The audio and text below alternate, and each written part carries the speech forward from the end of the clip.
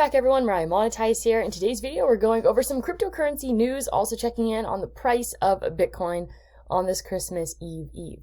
So, I have heard that Carolyn Ellison, obviously she is supposedly SBF's girlfriend. She was a CEO of Alameda Research. That she was arrested. There are some rumors circulating about that. We do know that she has been charged. We do know that she could potentially serve up to 100 and I think 15 years of jail time.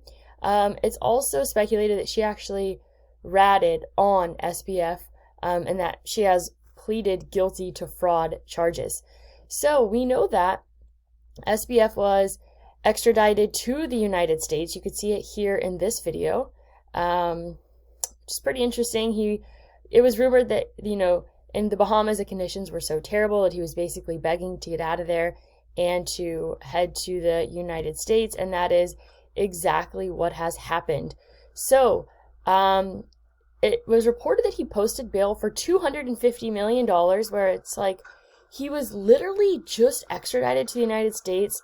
He just said that he only had $100,000 to his name, so how in the world was he able to post that much bail that quickly?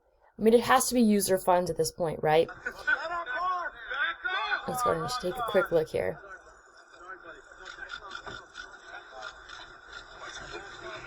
This is just wild. It's about time.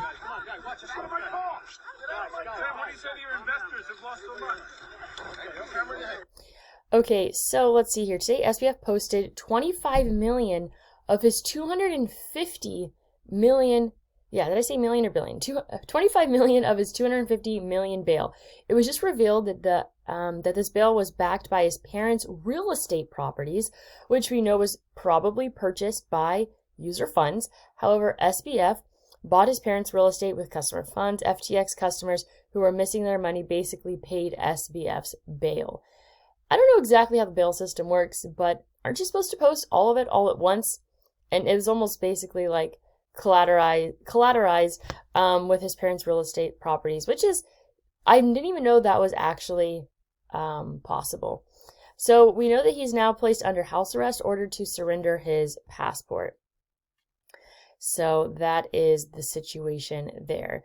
I mentioned in my previous video about BlockFi. If you want to know more about the positive news surrounding BlockFi, go ahead and check that out. So before we go into the price of Bitcoin, I want to quickly mention iTrust Capital. iTrust Capital is a place where you can actually buy Bitcoin within a Roth IRA or traditional IRA account. So this is the cool part. You buy Bitcoin now. You're able to withdraw it when you're 59 and a half and you do not pay any taxes on the gains. You're also able to trade within your account at just a 1% fee. And you could buy Bitcoin, Ethereum, other cryptocurrencies, as well as precious metals. And so I have a link down below if you want to get started today, $100 in free Bitcoin.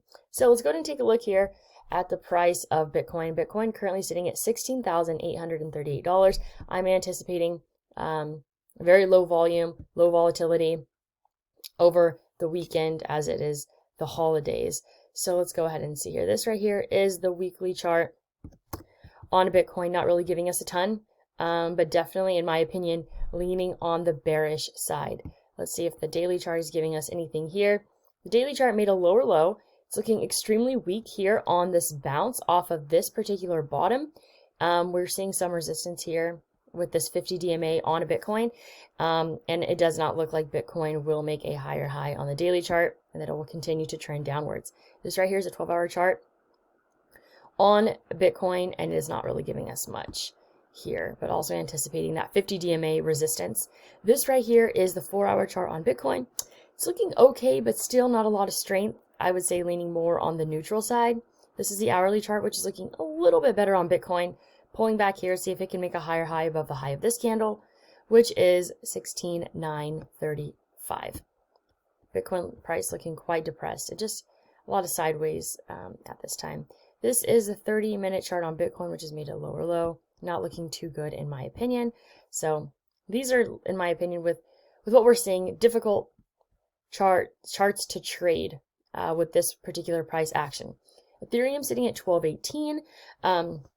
We have Core Scientific sitting at 12 cents. So they are up It's up 38% today, which is really interesting because we know that Core Scientific filed for bankruptcy. So let's go and zoom out to the hourly chart on Core Scientific. And we know that we've seen it with, like, I believe it was like the Hertz car rental, all these companies, many companies, right? They file for bankruptcy, but they don't go to zero. That's not quite how it works. They still trade. So the low over here was 8 cents.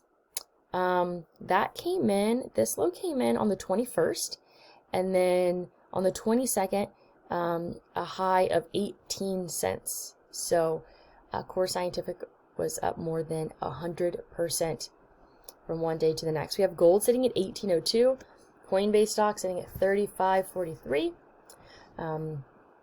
Let's see here. We have Link sitting at 5.98. We have the Cell token sitting at 66 cents.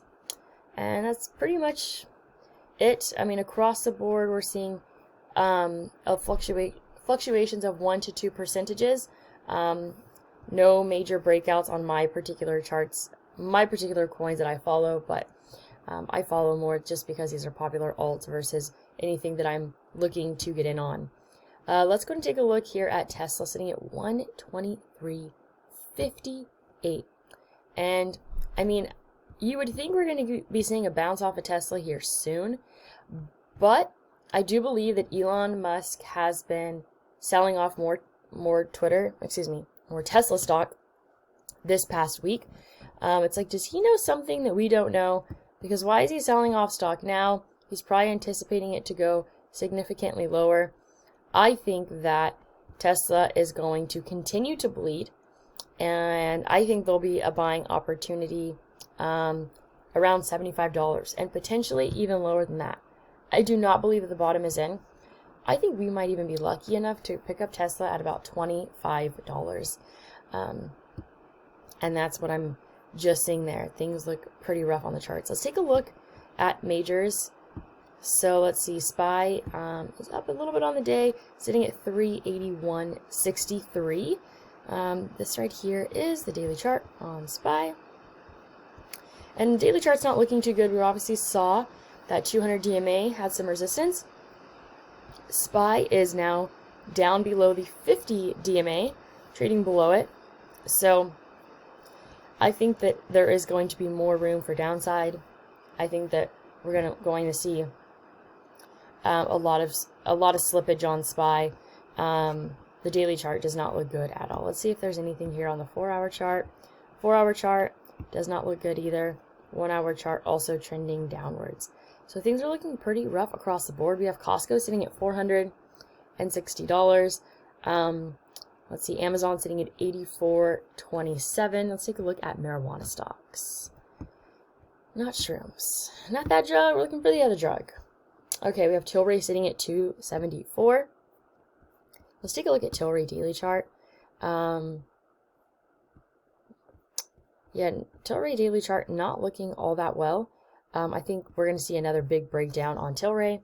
Tilray was looking promising with its breakout, but failed to trade above for several days at 200 DMA. And I think that Tilray will probably make a new lower low. So marijuana stocks across the board not looking too good today, all down a percentage here or there. So that's all that we pretty much have today. Like I said, I anticipate Bitcoin to kind of be boring for a bit longer. Of course, I do not believe that the bottom is in. I think that there's going to be another big breakdown. And yeah, that's pretty much it. So hope you all have a Merry Christmas. That's all that I have for you today. Like I said, if you want to get started with iTrust Capital, have that link down below. And as always, go out there and create a portfolio that you love.